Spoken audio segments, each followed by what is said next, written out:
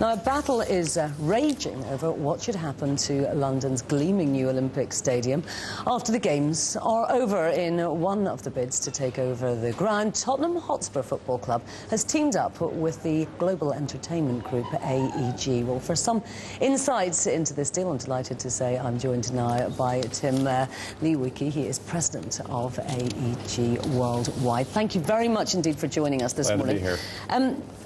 You've obviously got, sporting interests all over the world, but the Olympic Stadium here in London is a particular focus. We haven't even had the Olympics yet, and yet there's a big discussion over what would happen to them next. What would happen under the proposal that you've come up with along with Tottenham Hotspur to take over the stadium? Well, we've been part of the Olympic fiber here for quite a while because we use the O2 as part of the Olympic bid. And one of the things that we presented when we joined SEPCO on the Olympic bid and got behind London, ironically as an American company, we chose London over New York.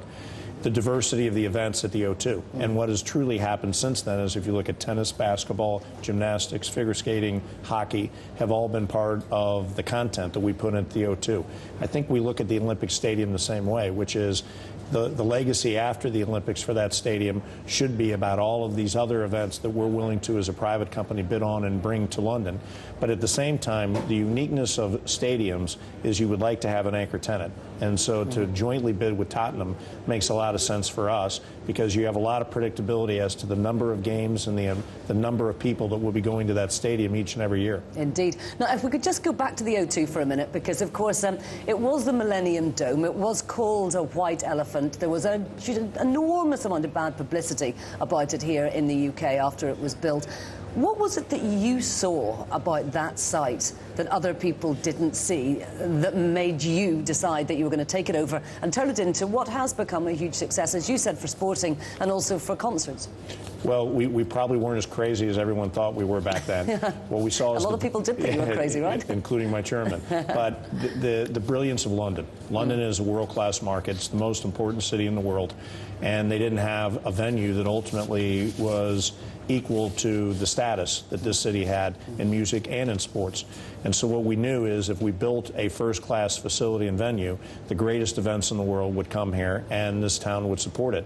It has been wildly successful beyond even our dreams.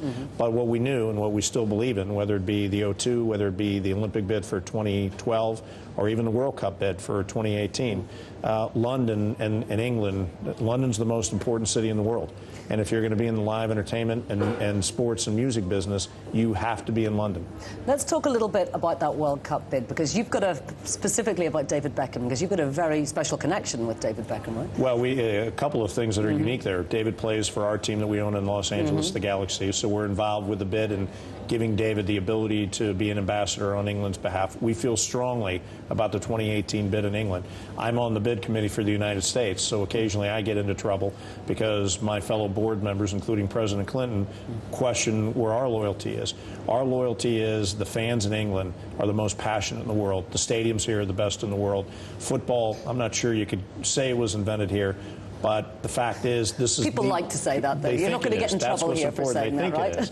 And so the World Cup should come here. We should reward these fans. I know for us in Major League Soccer in the United States, you're our role model. You have taught us what we should be doing with our sport, our league, and our teams. And so I think it's only fitting that the fans are rewarded with the World Cup for their passion and their loyalty and the ability to inspire the rest of the world for the way they support football here. And how do you see David Beckham's professional future as a footballer? Hopefully winning some titles in the United States. And what David would tell you, and him and I are always preaching this, the David Beckham experiment, as they call it in the United States, will only be successful if we compete and win a championship. And so what David's most focused on and what we're most focused on is getting him healthy, which he is now. And as he showed the other night when he scored the winning goal for us, those that write David Beckham off, big mistake. I would never write him off. And when you do, he's going to come back and prove you wrong. And once again, remarkably, he's doing that with the way he's playing for us. Indeed. You've probably been having a word with Fabio Capello. He seems to be... Actually, I hope Fabio kind of says 2 or 3 more things that make David mad, because I think David plays better that way. Tim Leiweke, thank you very much indeed. Cheers. It's been a pleasure to have you on the show. Thank you. Thank you.